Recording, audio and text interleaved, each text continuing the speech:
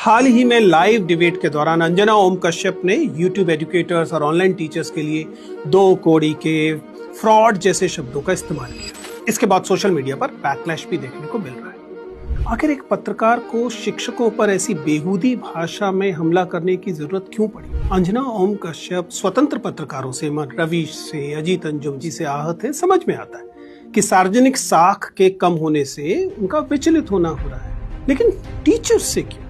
स्वाभाविक है कि नीट को लेकर, एनटीए को लेकर, सीबीएसई के मामले को लेकर सरकार से या सत्ता से सवाल पूछने का काम स्वतंत्र पत्रकार ही नहीं कर रहे थे, बल्कि वे टीचर्स भी कर रहे थे जो अपने स्टूडेंट्स के साथ इन मामलों में आकर खड़े हो गए। अब ये चूंकि अटेंशन इकोनॉमी है और शिक्षकों के पास भी थोड़ी बहुत अटेंशन आ गई है, इस बात ने अंजना जैसे पत्रकारों को खुद के लगातार इर्रेलेवेंट होने, अप्रासंगिक होने का एहसास करा और इसीलिए वो तमाम गरिमा और भाषा भूलकर विफर गई। कोचिंग और यूट्यूब में शिक्षक का कारण नहीं इतने स्वीकार्य और सम्माननीय बन गए, बल्कि यह उस पूरी औपचारिक शिक्षा व्यवस्था तंत्र यानी कि प्रशासन की ही नाकामी से उपजे है, जिनका इसी प्रशासन का काम था कि युवाओं का मार्गदर्शन किया जाए सामान्य तरीके से। मैं बिल्कुल नहीं कह रहा हूं कि टीचर्स को सेलिब्रिटी बना दो। मैं ये भी नहीं कह रहा हूं कि लाखों स्टूडेंट्स जो हैं उनकी जर्नी आसान बनाने वाले लोगों को आप अचानक दो कड़ी का कहने लगे।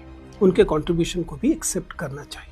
बहुत विनम्रता से अंजना और उन जैसे पत्रकारों से बस यही कहना है कि ना सही खान सर, अभिनव या कोई और शिक्षक, लेकिन अपने ही उन शिक्षकों को तो याद कीजिए जिन्होंने कभी आपको पत्रकारिता का ककहरा सिखाया होगा। क्या जिस किस्म की पत्रकारिता आप कर रही हैं उसके साथ आप अपने इन शिक्षकों की आंखों में आंख डालकर देख भी सकती हैं? या फिर उन शिक्षकों को भी दो कौड़ी का मानकर आप इनसे कोई सरोकार नहीं रखना?